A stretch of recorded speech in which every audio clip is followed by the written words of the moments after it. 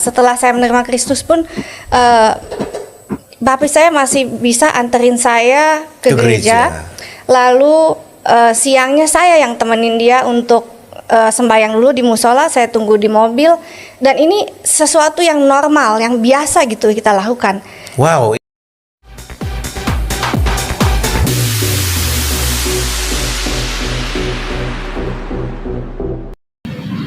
Shalom, saudara-saudaraku yang diberkati oleh Tuhan kita Yesus Kristus. Puji Tuhan, jumpa lagi dengan saya, Pendeta Edison Senain dari kota Manado.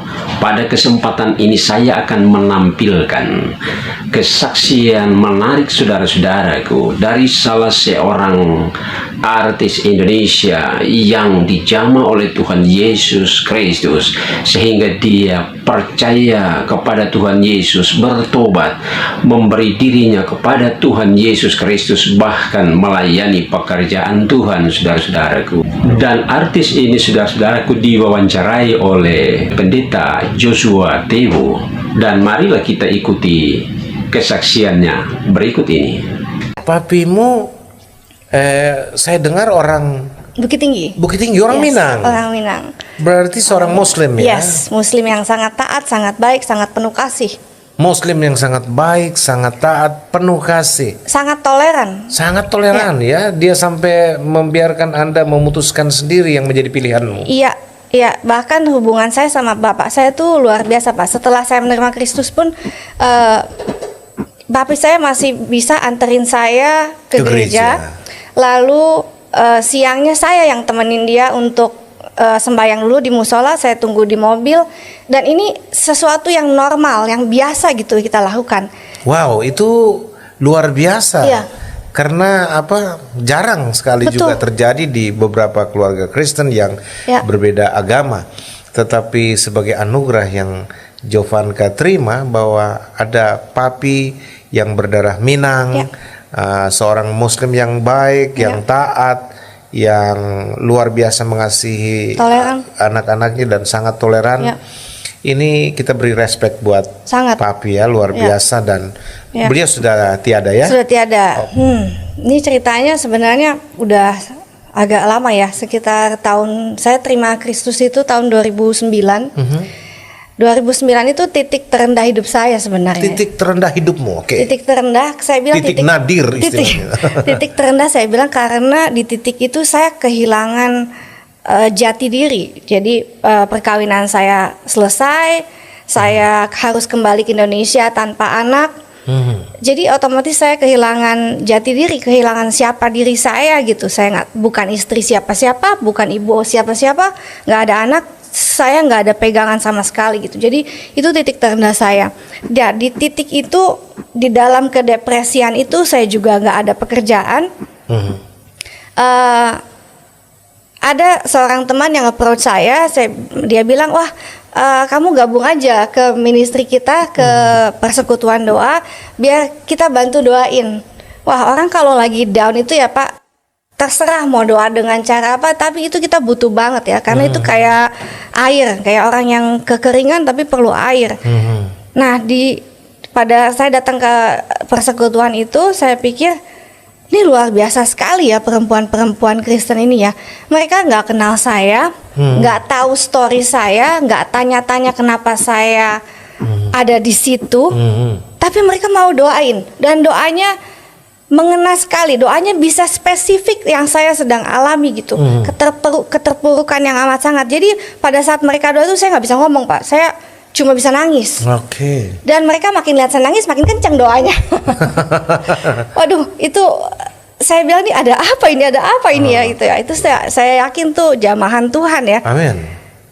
Dan dari situ mereka undang saya ke gereja mereka untuk hari Minggu berikutnya kan, untuk hadir. Nah, saya belum pernah datang ke gereja Kristen, saya nggak tahu tata ibadatnya seperti apa. Tapi lagi-lagi perasaan dipenuhi itu yang bikin saya pengen datang.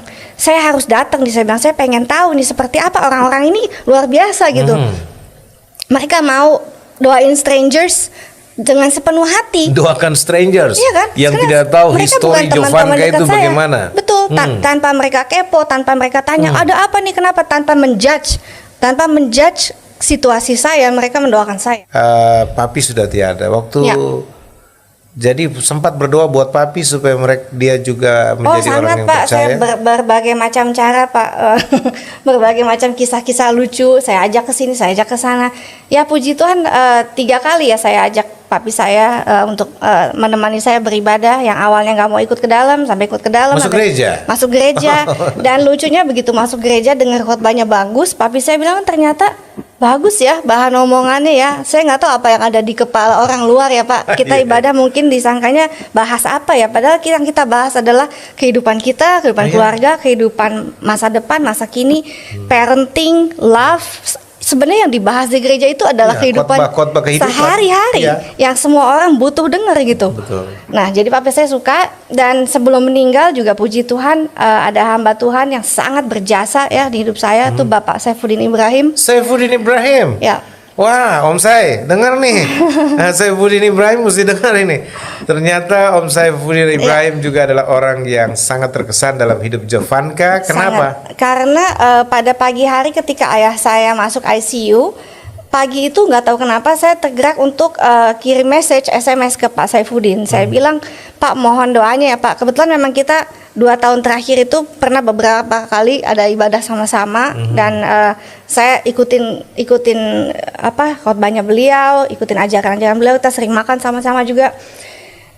Tapi udah lama 2 tahun ada jeda kita nggak ketemu. Nah tapi pagi itu saya nggak tahu kenapa saya reach out ke Pak Saifuddin. Saya bilang, Pak tolong bantu doa apa aja ya Pak. Saya nggak pikir apa-apa lagi, saya cuma minta bantu doa. Nah di mana, dia bilang, oh bapak saya ada di rumah sakit ini sekarang, makasih Pak doanya. That's it. Itu saya SMS sekitar jam 7 pagi.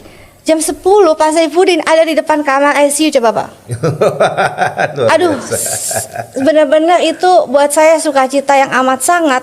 Karena saya pikir, wah Tuhan izinkan ada orang lain yang mendoakan papi saya selama papi saya sedang berjuang melawan maut ya. Saya minta banget sama Tuhan, Tuhan jangan ambil dulu gitu sebelum papi saya menerima kebenaran. Jadi di situ kita berdoa bareng, kita ngobrol bareng dengan keluarga-keluarga yang lain juga Pak. Sampai jam 2 siang Pak kita doa. Papi saya meninggal setelah itu jam 3-an. Oh, luar biasa. Jadi Aduh, sudah puji Tuhan, sempat Pak. dilayani dulu. Yes. Ya, Pak jadi Saifuddin dengan- berkali-kali berbisik, ngobrol, pegangin, dan ya itu sama sekali nggak ada apa ya. Ya saya nggak sangka lah memang Ya. perkenanan Tuhan ya, itu semua luar biasa. Luar Kalau biasa. bukan kasih karunia Tuhan. Beliau kan sibuk sekali ya Pak. Saya sempat tanya malah, Pak Bapak kan sibuk banget kok sempat-sempatnya datang. Begini jawab dia, Jovanka, saya hari itu memang ada jadwal untuk khotbah di satu persekutuan. Tapi begitu saya dengar papimu ini sedang diambang kematian, Iya. ini prioritas. Yes. Jadi Jiwa ini. itu prioritas buat dia. Jadi saya berterima kasih sekali gitu ya bahwa Tuhan kirim Pak Saifuddin untuk bisa change schedule loh Pak. Dari sini akhirnya dia pindah jalan ke rumah sakit di tempat papi saya, dan kita ibadah sama-sama gitu, kita doain sama-sama. Dan saya percaya pelayanan itu membuahkan. Amin. Ya, kadangkala di ujung detik-detik kematian seseorang, Iya. kasih Iya. Tuhan dinyatakan. Iya. Itu seperti penjahat yang bertobat di sebelah kanan Yesus di Iya. salib. Iya. Ujung-ujung kematiannya, dia serahkan hidupnya kepada Yesus. Iya. Dan itu luar biasa ya. Ya. Kita yakin Papi juga Amin. sudah bersama-sama dengan Amin. Tuhan. Haleluya. Yang bikin saya juga terharu ya Pak sama kasih Tuhan Yesus itu, bahwa dia mencintai bukan cuma anak-anaknya yang Kristen ya Pak. Dia mencari dombanya yang hilang. Betul. Jadi saya begitu baca Yohanes ya Pak, itu saya nggak bisa berhenti nangis. Karena saya mau bilang sama Tuhan Yesus, bilang ya ampun Tuhan, itu aku yang udah lama banget kemana-mana ya jalan-jalan itu. Setelah usia 35 tahun baru bisa ketemu apa yang dicari. Bukan Bisa jalan-jalan, sudah terjebak di jurang lagi. Sudah. Udah hampir mati kan? Iya, Di betul. jurang itu Betul, Pak, di istilahnya. ujung. Udah di ujung ya, Pak. Di gambaran dalam perumpamaan di Alkitab itu, gembala yang baik itu meninggalkan 99 ekor domba yang aman di kandang, Betul. lalu bertaruh nyawa untuk mencari seekor satu. domba yang terjebak di jurang dan terancam binasa, yang namanya Jovanka Mardova. Amin, amin. Aduh, betul banget, Pak. Jadi ya itu ya yang bikin saya wow, Tuhan Yesus tuh cintanya bukan cuma sama orang-orang tertentu, Pak. Itu yang salah paham yang saya sering dengar ya. Wah, berarti dia cuma cinta sama yang Kristen doang karena yang Enggak, Kristen yang betul. selamat. No, dia itu cinta datang untuk semua orang. semuanya. Amin. Tapi dia nggak bisa paksa. Dia hanya bisa jamah, lalu kita merespon. Iya. Karena kalau dia jamah kita nggak respon, dia nggak bisa paksa, Pak. Andaikan dia bisa paksa, kita semua selamat. Betul. Kadang-kadang saya suka berharap sih, Pak, kenapa Tuhan Yesus nggak paksa aja ya, Pak, biar semua yang kita cinta itu selamat gitu. Tapi ya itu lagi-lagi. Tapi di kita sorga tidak ada harus orang yang merespon. masuk sorga karena terpaksa. Ya, semua orang yang masuk sorga karena punya keputusan hati untuk menerima Ya, menerima Yesus kebenaran. sebagai juru selamat secara pribadi. Kita sudah dengar dan saksikan bersama-sama kesaksian yang begitu luar biasa. Yang unik di sini adalah ketika orang tuanya akan ke masjid, justru dia yang mengantarkannya dan menunggu orang tuanya sedang sembahyang. Dan sebaliknya, ketika sang artis ini, saudara-saudaraku, mau ke gereja, justru bapaknya atau orang tuanya yang antarkan dia untuk pergi ke gereja dan menunggu anaknya sedang beribadah. Bahkan bapaknya juga turut serta bersama-sama mengikuti ibadah. Haleluya. Dan ini sungguh luar biasa, saudara-saudaraku, kerukunan keluarga yang sangat baik dan luar biasa. Mereka saling mendukung satu dan yang lain walaupun beda agama. Haleluya.